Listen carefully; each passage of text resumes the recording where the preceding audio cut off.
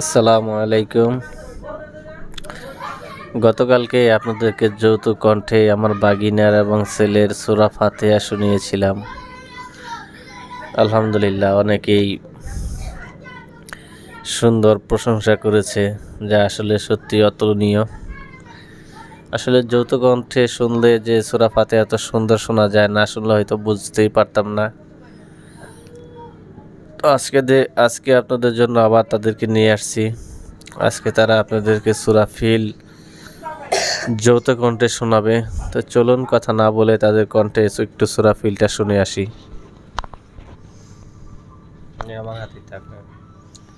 أعوذ بالله من الشيطان الرجيم. بسم الله الرحمن الرحيم.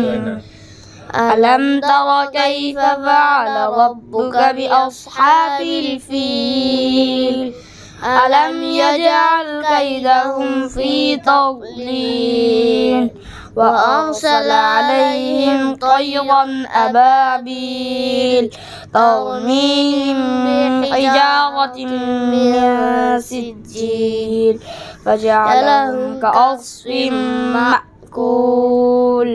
صدق الله العظيم.